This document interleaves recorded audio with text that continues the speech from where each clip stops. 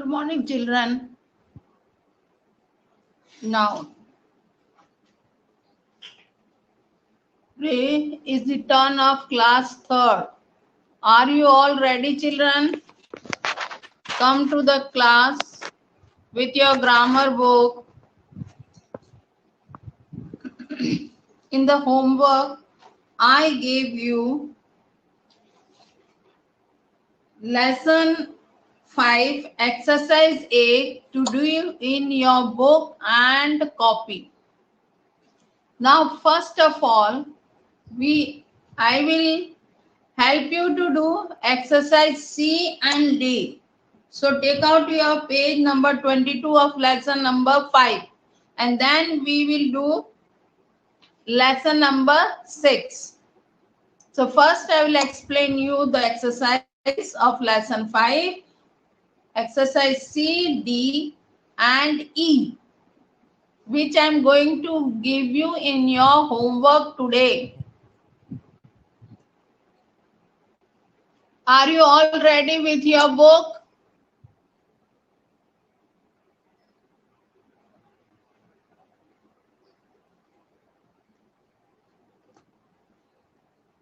Only 3 children are there.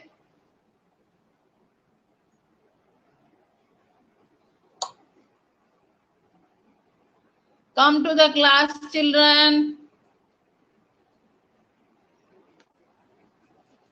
Now, in the C exercise, write the correct collective nouns under the following picture. Choose the words from the help list. आपको help list में से words choose करने हैं. आपको words दे रखे हैं. First picture में आपको क्या दे रखी है, ये बताओ. भैंस दे रखी हैं, बफेलोज दे रखी हैं. तो बफेलोज के लिए आप कौन सा वर्ड यूज करेंगे? Come on tell me. Buffaloes के लिए आप कौन सा वर्ड यूज करेंगे, बताइए.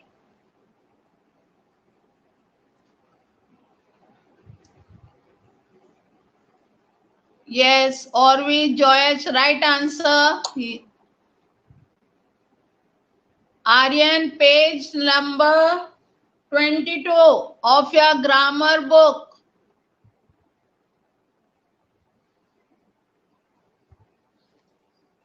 Second, you can see the picture of flowers. What name will you give it? बहुत सारे फूल के गुच्छे एक साथ इकट्ठे करके रखे गए, इसका आप क्या नाम देंगे? Come on, tell me. Yes, Joyesh, your answer is right. Orvi, your answer is right. Good. Yes. Now, third picture, there are 3 ships. SHIP, ship. What word will we give to this ship? अपन इस ship को क्या बोलेंगे collective noun में?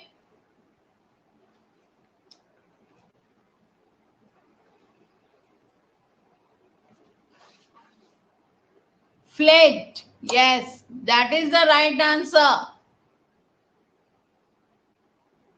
खुशी, जॉयश, और भी ये सब राइट आंसर दे रहे हैं. Now, in the fourth picture, there are 3 birds which are flying. 3 birds are flying. Come on. Tell me the answer. Answer बताइए.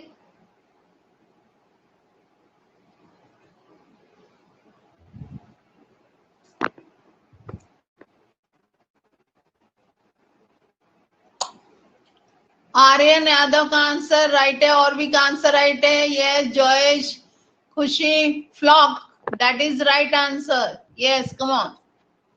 Now in the number 5, 3 soldiers are there. What do we call the soldiers? What is the collective noun for soldiers? Collective noun soldiers का क्या है? Come on, tell me. Yes, very good. Army. That to everybody knows. Very good. Thank you for giving the right answer. Now, number 6. 3 children are playing football. What do we call them when a group of children are playing?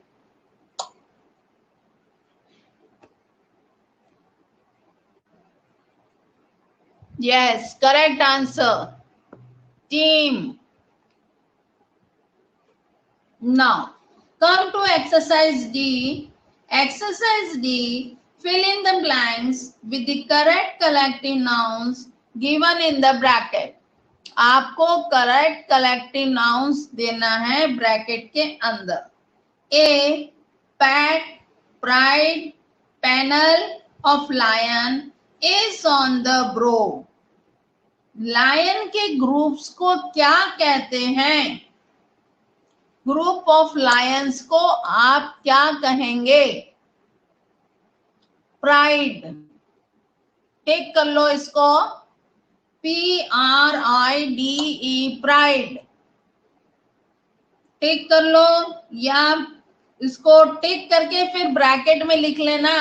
Underline जो आपको दे रखी है वहां आप लिख सकते हो. अगर आ जाए वर्ड तो ठीक है, नहीं तो टिक का निशान लगा लो. सेकेंड है, she sings in the school flock, choir, bunch. CHOIR पे टिक का निशान लगाइए. CHOIR.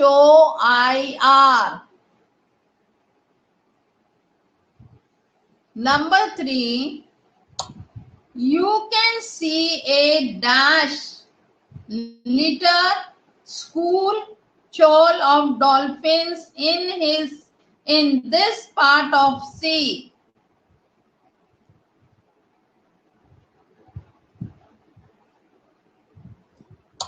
क्या आएगा इसमें?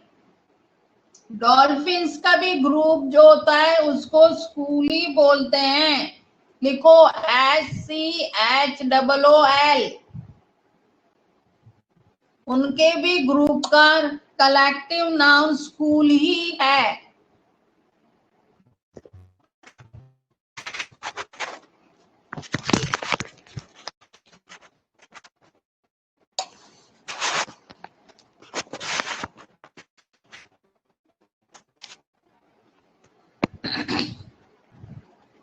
Next, he pushes his way through the galaxy, pride और crowd. वो किसके बीच में से निकल के गया? गैलेक्सी, प्राइड या क्राउड? भीड़ के बीच में से निकल के गया, गैलेक्सी के बीच में से या प्राइड के बीच में से? किसके बीच में से निकल के गया? क्राउड के बीच में से निकल के गया. फिर the Milky Way is a large galaxy packed fleet of stars. Milky Way यानी बहुत सारे स्टार्स जहां इकट्ठे हो जाते हैं आसमान में, तो उनको बोलते हैं गैलेक्सी. क्या बोलते हैं? गैलेक्सी. जहां आपने साइंस में पढ़ा होगा, जहां 5-7 स्टार्स इकट्ठे हो जाते हैं, डिजाइन सी बन जाती है, उसको बोलते हैं गैलेक्सी. ये हो गई आपकी एक्सरसाइज डी, लेसन नंबर 5 की. Now come to page number 23 of lesson number 5. Page 23 पे आओ. लेसन नंबर 5 का ये कह रहा है, एक्सप्लोर योर हाउस. आपका ये छोटा सा घर बना हुआ है, इस घर को मुझे बताओ. Here is a crossword puzzles. Instructions are given below. Read this instruction to fill in the puzzle and explore your house in the process. ये मैंने आपको होमवर्क में करने के लिए बोला था कि जिनके पास बुक है आप इसको करिए। तो मुझे लगता है ज्यादातर बच्चों ने कर लिया होगा, क्योंकि बच्चों को ये चीज करने में बड़ा इंटरेस्ट आता है। तो एक बार मैं आपको आपका सही आंसर बता देती हूँ, आप अपना आंसर चेक कर लीजिए। अगर किसी ने गलत करा है तो इसको राइट आंसर कर लो। फर्स्ट है sides of the room. Sides of the room यानी रूम की जो साइड्स होती हैं उसको क्या बोला जाता है? उसको बोलते हैं वॉल्स। WALLS। नंबर 1 में क्रॉस में लिखेंगे WALLS वॉल्स। फिर है प्लेटफॉर्म आउटसाइड ए रूम अपस्टेयर। ये जो प्लेटफॉर्म बना है आउटसाइड द रूम, रूम के आगे जो प्लेटफॉर्म बना हुआ है उसको हम क्या कहेंगे? लिखो बालकनी। BALCONY balcony.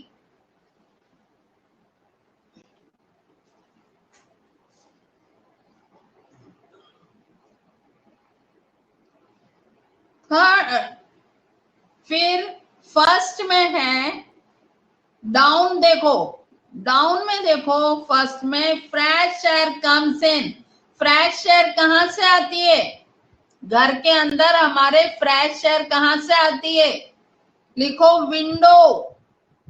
फर्स्ट में W जहां वॉल का W है उसके नीचे INDOW विंडो।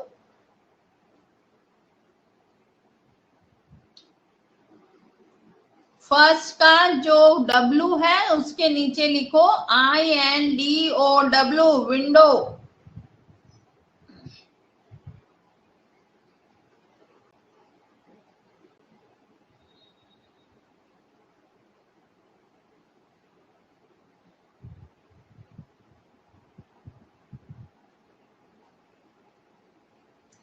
अब सेकंड में डाउन में देखो place where you sleep.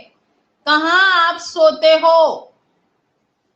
Place where you sleep ये तो सबको ही मालूम है। नंबर 2 में बी बालकनी का बी आया है, उसके नीचे लिखो बी तो है EDROOM bedroom. BEDROOM bedroom.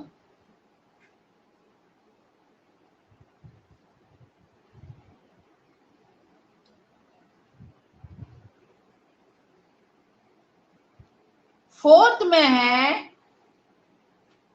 Enter to the house.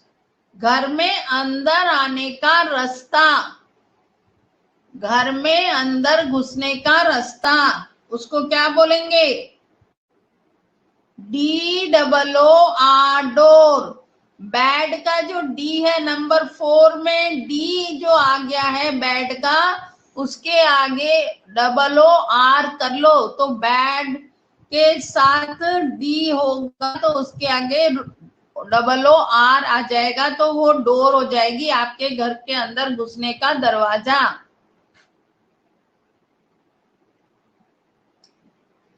फिर है प्लेस नंबर 3 में place where your food is cooked. कौन सी ऐसी जगह है जहां आपकी मम्मी खाना बनाती हैं? नंबर 3 देखो KITCHEN किचन। ये तो सबको मालूम है किचन में खाना बनता है। KITCHEN kitchen.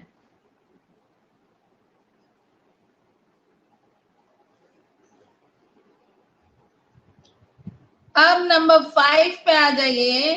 Top cover of the house. आपके घर का ऊपर का टॉप कवर, उसको क्या बोलोगे आप? जिसपे आप जाके पतंग उड़ाते हो, मगर इसमें तो स्लांटिंग है, नंबर 5 में लिखो रूफ, ROOF, रूफ, क्योंकि ये टेढ़ा है इसलिए ROOF, roof.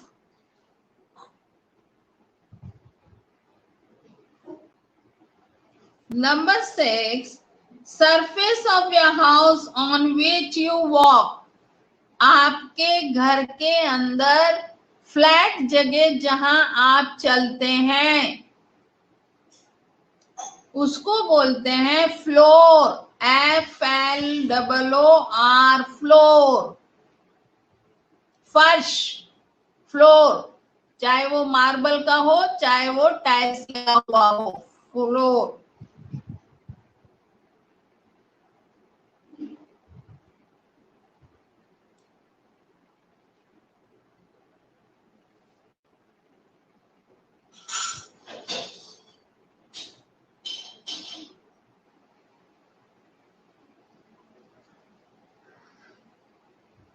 Now has outdoor furniture. Number 7 में लिखो PATIO,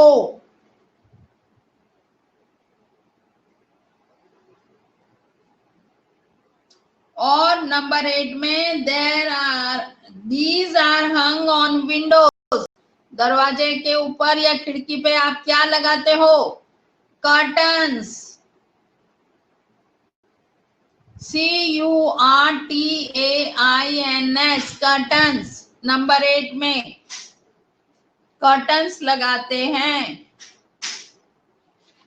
ये आपका लेसन 5 की एक्सरसाइज E कंप्लीट हो गई।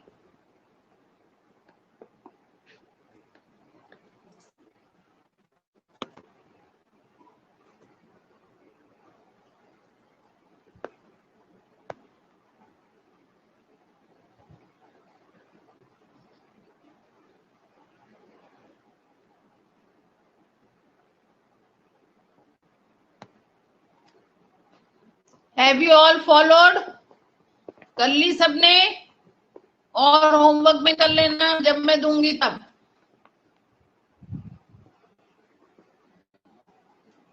नाउ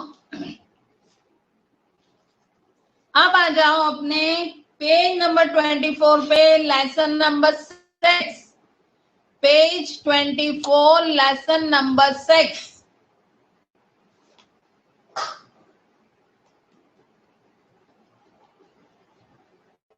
सबने खोल ली अपनी book? Have you all opened your book? Page number 26, lesson number 6. Page 24, lesson number 6.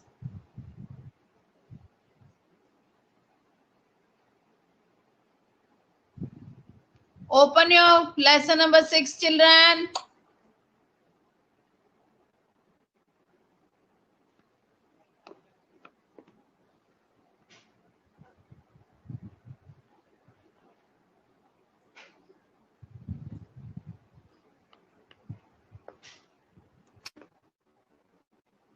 Now, the nouns. Lesson number 6 में है the noun. Noun क्या है? Gender. Nouns are gender. Look at the following sentence. पहले मैं आपको sentence पढ़ती हूं, उसके बाद समझाऊंगी व्हाट इज जेंडर। जेंडर क्या होते हैं, है ना? पहले सेंटेंस पढ़ लें अपन एक बार, आप मेरे बाद रिपीट करना ये sentence. Amit is an intelligent boy. Amit is an intelligent boy. Number 2, Anita is a pretty girl. Anita is a pretty girl.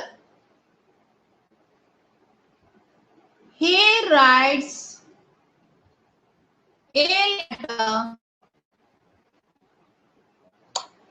with the pen.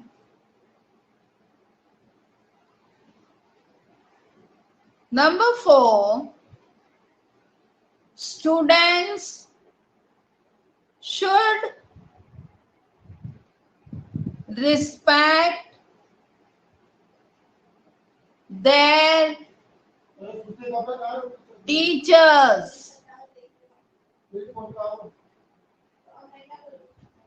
In the above sentence, number 1, Amit and boy are the names of males. ये कह रहा है कि अमित और boy जो sentence में अपन ने पढ़ा वो क्या है, नाम है बॉयज का। तो ये कहता है कि a noun that is the name of any male person or animal is said to be masculine gender. दो तरह के जेंडर होते हैं, एक तो मैस्कुलिन जेंडर, एक होता है फीमेल जेंडर। मैस्कुलिन जेंडर में बॉयज और मैन आते हैं, है ना, और फीमेल जेंडर में गर्ल्स और वुमेन आती हैं। आ गया समझ में? मैस्कुलिन जेंडर में बॉयज चाहे वो कोई से भी हो, ह्यूमन बींग्स हो, एनिमल्स हो, बर्ड्स हो, है ना, वाटर एनिमल्स हो, जितने भी मेल होते हैं वो सब मैस्कुलिन जेंडर में आते हैं। और फीमेल में जितने भी वुमेन्स होती हैं वो सारी उसके अंदर आती हैं, है ना, वो उसके अंदर आती हैं, जिसके अंदर गर्ल, वुमेन, मदर, मेल, चाहे वो एनिमल्स हो, चाहे वो वुमेन हो, चाहे वो कोई भी हो, वो सारी उसमें ही आती हैं। अब जैसे कि देखो, a noun that is the name of any male person or animal is said to be masculine gender. Example, boy, man, father, horse, है ना, ये masculine gender हो गया। Anita and girl are the names of female. Anita और girl है वो names of female है। क्या है? नेम्स ऑफ फीमेल, लड़कियों का नाम है। जैसे कि आप देखो, गर्ल्स के अंदर in noun that is the name of any female person और animal is said to be of the female gender. Example, girl, women, mother, man. Letter and pen are the name of lifeless object. अब man, अपन ने दो gender तो पढ़ ही लिए, masculine gender, female gender, ये तो लिविंग बीइंग्स के हैं, मगर उसके अलावा ये कह रहा है और भी जेंडर हैं, जैसे कि नॉन लिविंग थिंग्स के जेंडर। तो नॉन लिविंग थिंग्स के जेंडर होते हैं, उनको न्यूटर जेंडर बोलते हैं। क्या बोलते हैं उनको? न्यूटर जेंडर बोलते हैं। Example, pencil, paper, book, black board, chalk, है ना, सीजर, कुछ भी ले लो, आपका बैग, टिफिन बॉक्स, है ना, चौक, डस्टर, डस्टबिन, ये सारे न्यूटर जेंडर में आएंगे, सारे न्यूटर जेंडर में आएंगे। अब ये कहता है एक और जेंडर है जो कि क्या कहता है, students and teachers are words that can be used for both masculine gender and female gender. Students और टीचर्स दोनों के लिए काम में आता है, जैसे कि मेल के लिए भी और फीमेल के लिए भी, है ना। In noun that is the name of person और animal, that may either be male or female is said to be a common gender. ये कहता है मस्कुलिन जेंडर ऐसा जेंडर, ये कॉमन जेंडर ऐसा जेंडर है जो मेल और फीमेल दोनों के लिए काम में आता है. जैसे स्टूडेंट्स में बॉयज और गर्ल्स दोनों हो गए. टीचर्स में सर भी हो गई, मैडम भी हो गए. डॉक्टर में शी डॉक्टर भी हो गई और ही डॉक्टर भी हो गए. मीन्स लेडी डॉक्टर भी आ गई और जेंट्स डॉक्टर भी आ गए, है ना. तो इंजीनियर में आजकल लड़कियां भी इंजीनियरिंग कर रही हैं, वो भी आ गई. और मेन लोग बॉयज भी इंजीनियरिंग कर रहे हैं, वो भी आ गए. नर्स में male nurse and female nurse भी आजकल लेडीज भी होती हैं और जेंट्स भी होते हैं. तो ये फिर कॉमन जेंडर के अंदर आते हैं. आपके पेरेंट्स, आपके स्कूल में पेरेंट्स टीचर मीट होती है तो सिर्फ ये नहीं कहते आपके मम्मी पापा को आना जरूरी है, ये नहीं बोला जाता. आपके पेरेंट्स को आना जरूरी है. उसके अंदर दोनों ही आ गए, अलग अलग बोलने की जरूरत नहीं है. कॉमन जेंडर हो गया. और फिर जब हम बोलते हैं सिबलिंग यानी ब्रदर एंड सिस्टर, दोनों आ गए इसके अंदर आपके, है ना. सिबलिंग के अंदर ब्रदर और सिस्टर दोनों ही आ जाते हैं. तो बच्चों ये रूल्स हैं 1 2 3 4. जिनके पास बुक है वो तो बुक में से अच्छी तरह से विद एग्जांपल लर्न कर सकते हैं. मगर जिनके पास बुक नहीं है उनको मैं फिर बाद में लिखने दूंगी. आप उसको अच्छी तरह से अपनी फेयर कॉपी में लिखना. फेयर कॉपी में तो सबको ही लिखना है, चाहे जिसके पास बुक हो उसको भी लिखना है और जिसके पास बुक नहीं हो उनको भी लिखना है. सबको लिखना है. Have you understood? सब लिखेंगे इसको, चाहे बुक हो चाहे बुक नहीं हो. फेयर कॉपी में, ग्रामर फेयर कॉपी में अच्छी तरह से अपना लेसन नंबर 6 करके और उसके अंदर लिखना कि द नाउन जेंडर और ऊपर लेसन नंबर 6 और फिर नीचे आप अपना, मैं क्वेश्चंस बना के दूंगी. What is masculine gender, what is female gender, है ना, what is common gender, what is जो भी, है ना, न्यूटर जेंडर. तो आप उसमें लिखेंगे सारी चीजें अच्छी तरह से गुड हैंडराइटिंग में विद एग्जांपल लिखनी है. और आपको लर्न भी करना है. You have to learn also. Now have you all understood this lesson? क्या ये आपको लेसन समझ में आया इतना? ये लेसन आपने सेकंड क्लास में भी करा है. सेकंड क्लास में भी मैंने आपको ये लेसन करवाया है. जिन लोगों को याद है वो तो समझ ही गए होंगे. सेकंड क्लास में भी किया है अपन ने ये लेसन को, है ना. तो सेकंड क्लास में आपको लेसन करवाया था मैंने, बहुत अच्छी तरह से लर्न करवाया था. और अब फिर से आ गया ये लेसन थर्ड क्लास में. अब और अच्छी तरह से लर्न कर लेना इसको, है ना. और बताइए, किसी को कुछ समझ में नहीं आ रहा तो? Is there any problem with you which you can not understand?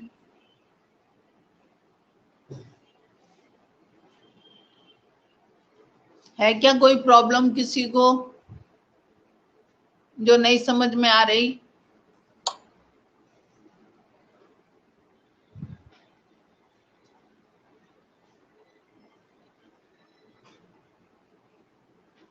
Okay then children, we'll meet in the next class. By the time you complete your lesson number 5 which you have not finished it, आपने अपना lesson number 5 नहीं किया तो उसको complete कर लेना. ठीक है? Okay. If you have not completed your lesson number 5, then complete it.